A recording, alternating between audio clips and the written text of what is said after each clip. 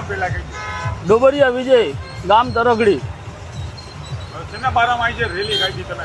આજે મહાકાય વીજ લાઈનો અમારા ખેતરોમાં જબરજસ્તી ઉદ્યોગપતિઓ નાખે છે, એનામાં અમે વળતર માટે કે અમને યોગ્ય ન્યાય મળે એવી સરકાર પાસે અમારી અપીલ છે કે અમને પૂરું વળતર મળે, કાંઈ અમને એની જે કાંઈ મળવા પાત્ર હોય એ મળે અને સારી કિંમતી જમીનો જે બરબાદ થઈ રહી છે એનો બચાવ થાય. કારણ કે આપણો ખેતી પ્રધાન દેશ છે, તો ખેતી જ નહીં વધે તો આપણે શું કરશું? આજે 200 દેશની માલિકો, આપણો ખેતી પ્રધાન એવો દેશ છે કે જ્યાં આજ 200 દેશની આપણા દેશ ઉપર નજર છે કે અહીંયા હરેક પ્રકારની ધાન્ય, કઠોળ કે અવનવી વસ્તુઓને આપણે ઉપજાવી શકીએ છીએ. તો આ ખેતીથી જ આપણો દેશ મહાન ગણાય છે. તો આજે ખેતી જ નહીં વચ્ચે તો શું કરશું? આ થાંભલાજી નાખવાનું આવે છે તો એને લઈને તમારે કેટલું નુકસાની જાય અને કેટલું વળતર જોઈ છે? વળતર અમને અમારી જે જમીન છે, જેના જગ્યાના ભાવ છે એનું 4 ગણું વળતર મળે એવી અમારી અપીલ છે. સરકાર તો કહે છે કે તમે આવો વાટાઘાટ કરવા, તમે કાં નથી આવતા? ત્યાં પૂરા પહોંચવા ન દીધા ને અમને.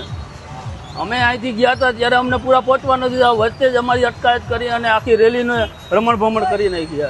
આજે શું રેલી કાઢી છે? બસ અમારે આ મામલતદાર સાહેબને અમારી ઉપર જે અત્યાચાર થાય, ખેડૂતો ઉપર અત્યાચાર થાય છે એને અમે અલ્ટિમેટ આપવા માટે આજે બધા ખેડૂતો જોડાયા છે. આજુબાજુ પડધરી તાલુકાના ટોટલ તમામ ખેડૂતો જોડાયા છે. ગામડે ગામડેથી પોતાના સ્વયં રીતે આવ્યા છે, જે કોઈને ધાક ધમકી કે દબાણ નહીં પણ પોતપોતાની ઈચ્છાએથી આવ્યા છે અને અમને યોગ્ય ન્યાય મળે એવી અમારી મામલતદાર સાહેબ શ્રીને અમારી માંગ છે. પેલા કઈ? સૌજીભાઈ લાખાભાઈ. હવે થાંભલો આ લોકો ક્યારે સર્વે કરી ગયા એની ખાતરી નથી ને. એમ લોકો કહેતા હતા કે 2007માં સર્વે થઈ ગયું છે અને સીધો થાંભલો ખોડવા આવ્યા. એટલે મેં કીધું તમે પૈસા કે વળતર કે કાંઈ અમને જાણકારી વગર કેવી રીતે ખોડી શકો?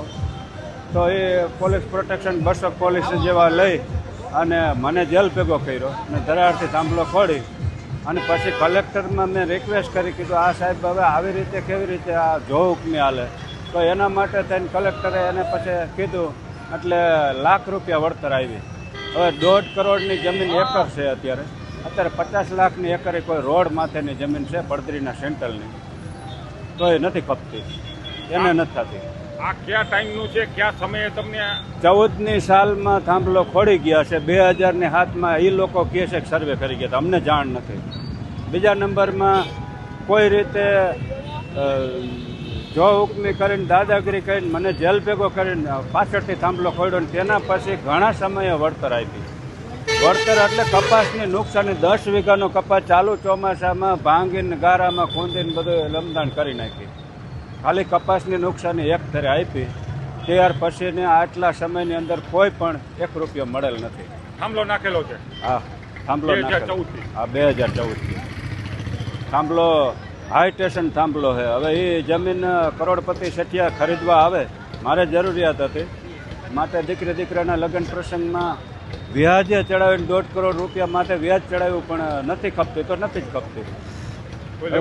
હા, એટલે દીકરાના લગ્ન પ્રસંગ આ તે આપણે કરવામાં ઘણી બધી મુશ્કેલી, ઘણું બધું કરજ આપણે માથે ચડી રહ્યું છે. તમારી માંગ શું છે? હવે આજે રેલી નીકળી છે, ભાઈ માંગ તો આ થાંભલાનું અમને વળતર પૂર્ણ મળવું જોઈએ. અમારી જમીન આખી હવે એ લોકો ખાલી થાંભલા 4 પાયાનું જ વળતર આપે તો તાર નીકળ્યા એને આખી 10 વીઘાની જમીનનો આખી ખપતી બંધ થઈ ગઈ.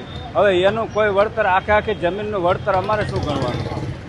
હવે 4 એકર જમીનના 1.5 કરોડ લેખે રૂપિયા કેવડા થાય? એ રૂપિયા તો સરકાર આપી નથી, આગવાની કંપની આપી નથી. એ પ્રાઇવેટ લાઈન છે, પ્રાઇવેટ વેપારી છે, તો સરકાર એને શા માટે બચાવે છે? અમે એ કહીશું કે અમે સરકારના ટેક્સ નથી ભરતા, સરકારને અનાજ નથી આપતા, તો સરકારની રાષ્ટ્રના સેવક તરીકે અમે એને જીવન ગુજારી રહ્યા છે. રાત નથી તડકો ટાઈટ બેઠીને જય જવાન જય કિસાન તરીકે તો અમે એનું નિર્વાહ કરી રહ્યા છે. તો પણ દંડાવાળી, ધોકાવાળી, સજાને પાત્ર. તો રાષ્ટ્રને અમે ઇકોનોમી જાળવી રહ્યા છે તો પણ દંડાવાળી, ધોકા જ આપવાના અને જેલ ભેગા જ કરવાના. આ અમારી માંગ છે.